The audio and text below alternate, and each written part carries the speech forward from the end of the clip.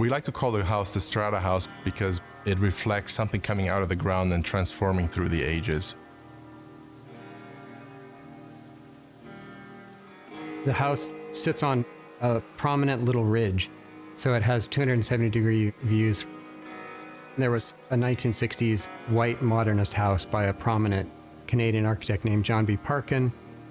It was a bit tired, but it had this pavilion space. That piece of his house was really the iconic piece. So early on we said, we want to embrace this and work with it. There's 4 primary exterior materials. There's a battered stone base, representative of something very, very old. There's the modernist white element, and then there's the black Shou-suig-ban volume on top. And then woven through all of these is almost a geologic strata of black Sahara Noir marble.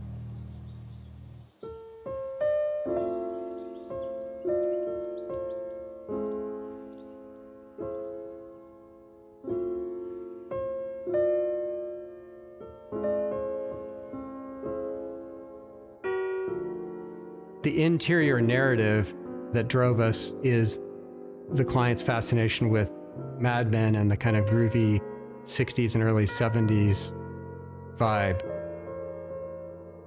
The Mad Men aesthetic was an important influence to pull from to create spaces that can function both in the daytime as a family home, but that transform into this rich, lustrous nighttime feel.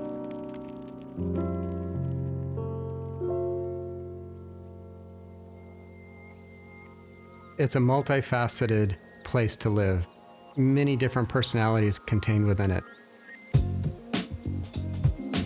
Parts of the house are Zen meditative spaces where it's really a reduced palette, reduced view, very calming and introspective.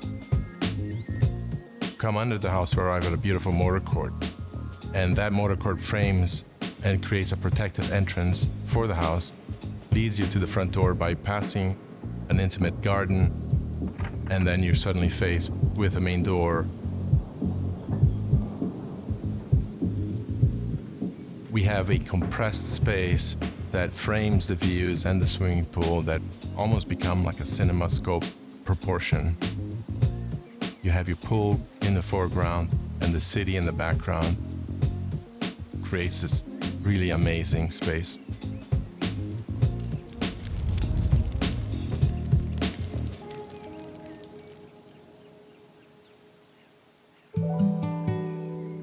The breakfast room is on the east side of the house, so it wakes up with a lot of morning light and feels very energetic and warm and lively.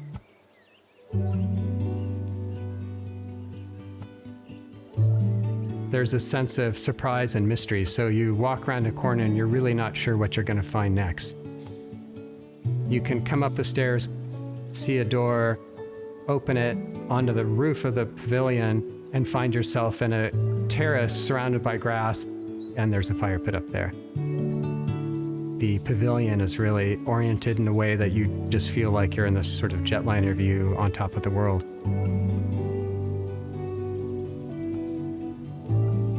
It's really exciting to see how the house changes as the sun moves about.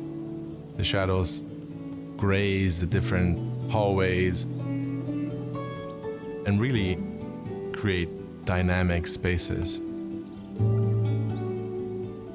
Sahara Noir marble has these beautiful gold veins. We weave this gold with brasses and other colors through the house, which give you hints of the strata that are here.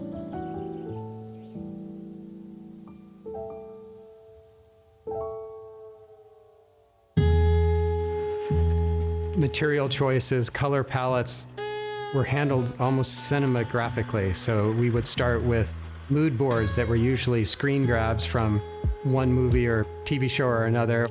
And we would say, here's the mood that we think this space wants to have.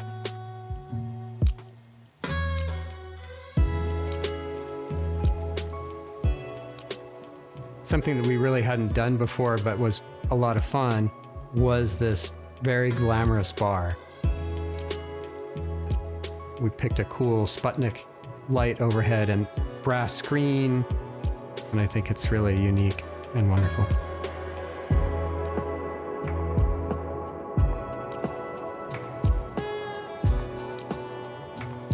It was an exciting process of experimentation, layering materials for each room that could be slightly different from each other, but still cohesive as a whole. I think what I'm most proud of this project is the integration of the project with the landscape, and the fact that you can be on a hillside in Los Angeles and have spectacular views, still feel part of the overall surrounding, and be connected to nature. We followed a narrative of a house that's evolved over a long, long period of time.